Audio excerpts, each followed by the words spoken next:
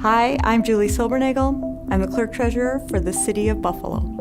I'm Teresa Montgomery, and I'm the Clerk Treasurer for the Town of Rolling Hills.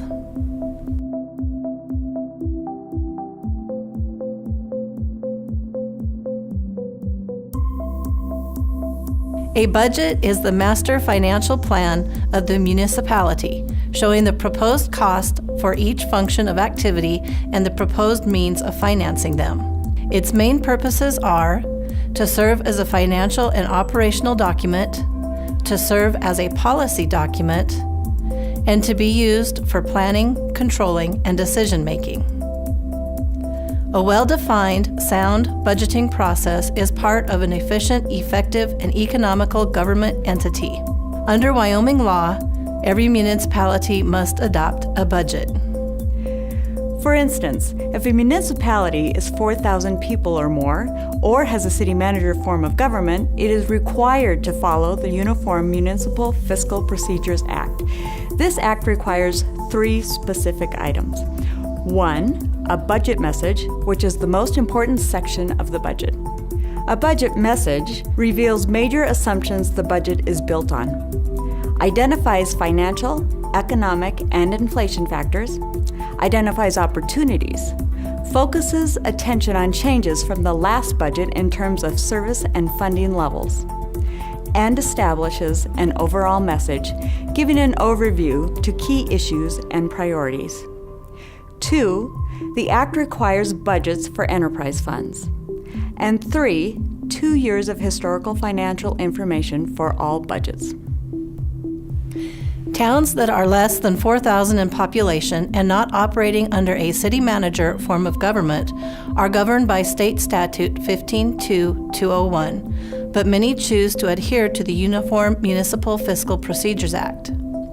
The preparation and adoption of a budget is the responsibility of the governing body. Municipal governments operate under an accounting standard called fund accounting. A fund is defined as a group of accounts that is a separate, self-balancing entity.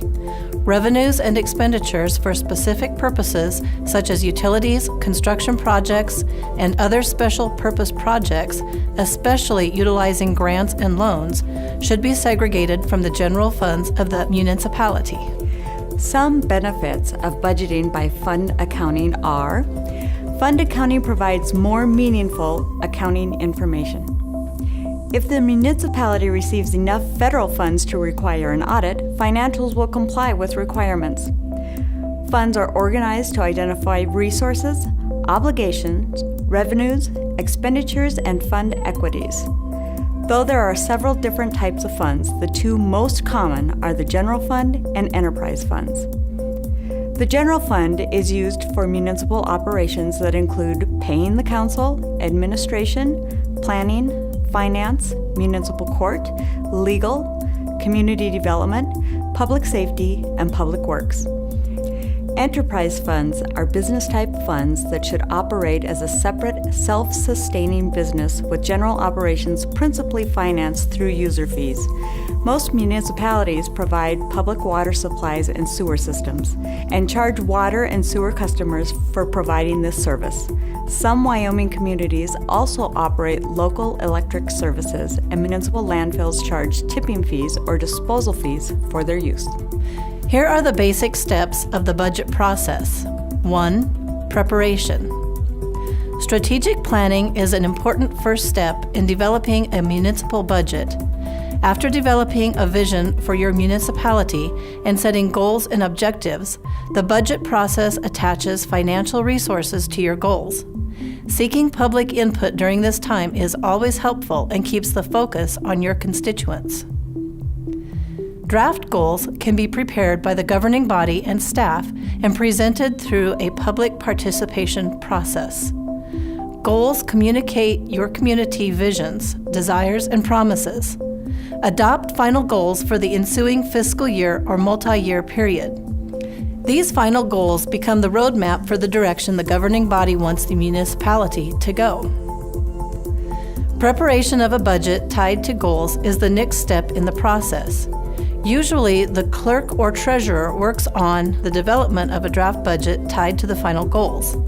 The governing body will have the opportunity to determine if the goals are achievable given revenue and/or time constraints, and to address any compensation issues related to the goals. The next step is adoption. The budget is approved when the governing body passes the budget ordinance. Once approved, the expenditures become legally binding appropriations, and the actual expenditures must not exceed the amounts budgeted for each category. The rules of an ordinance are as follows.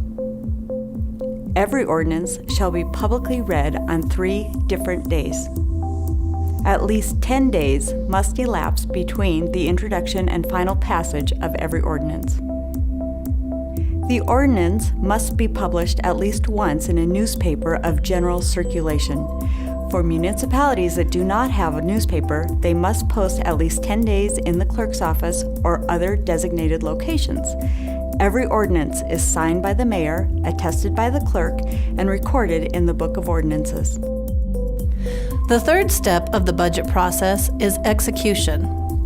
Budgetary accounts are set up to record estimated revenues and appropriations in the fund accounts. Appropriations constitute maximum authorizations to spend and cannot be exceeded except by amendment of the budget.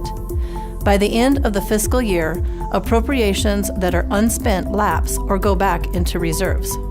This is a helpful timetable to refer to. For first-class cities and municipalities over 4,000 in population and city manager form of government, May 1st, department heads submit requests to the budget officer.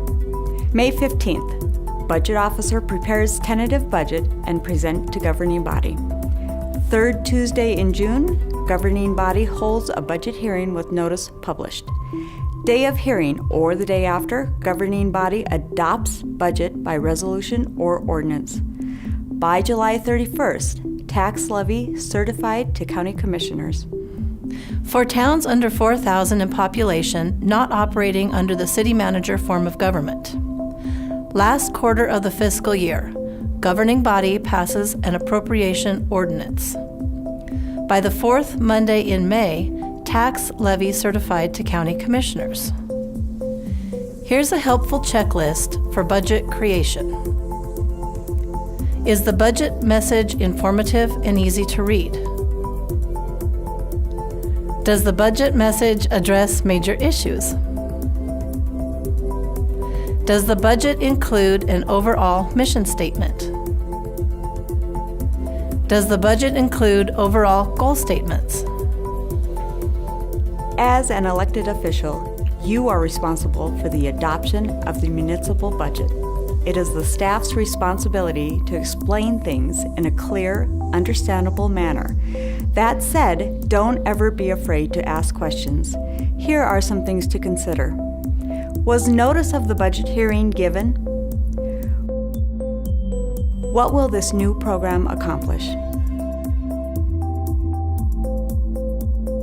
Could we contract this service out? How much is the general fund's total operating budget? Thomas Riley, Orange County Board of Supervisors Chair, said this right after the county filed for bankruptcy. I wish I would have listened a bit more, questioned a bit more, and trusted just a little bit less. Here are some more words to live by. Never overestimate revenues. Our recommendations are to hold departments responsible for their own revenues. Reward departments for finding new revenue sources. Evaluate and adjust fees accordingly. Request grant reimbursements promptly and educate staff about revenues and expenditures. It's also important to protect your assets while you budget. Devoting money to maintenance and being aware of deferred maintenance decisions is important. Municipalities must use caution when deferring repairs and maintenance because they may end up replacing the asset, which can be far more expensive. Other additional do's and don'ts are: don't inflate revenue or underestimate expenditures. Don't raid reserves and enterprise funds. Don't fail to repay interfund transfers. Don't issue unrealistic policies such as no capital purchases during the next 12 months. Do get rid of the use it or lose it approach. Do nail the budget patterns. Do watch for warning signs, like operating expenditures exceeding revenues by more than 5% in 1 year. Expenditures exceeding revenues for 2 consecutive years, with the second year's deficit being larger than the first. Debt outstanding greater than 90% of the debt limit. The consideration of cutbacks is a healthy practice. What services should city government provide? How are we financing these services? How should resources be organized to deliver services effectively? What is the most efficient method of providing city services? Are we providing services that aren't needed? Lastly, you should periodically evaluate your budget process and assess the municipality's accomplishments and setbacks on an annual basis. Don't forget to evaluate the programs by focusing too much on whether you stay within budget. Municipal leaders should get rid of the pressure to do it the way it has always been done. Don't be afraid to reward creativity and try something different, as long as you stay on top of your budget process.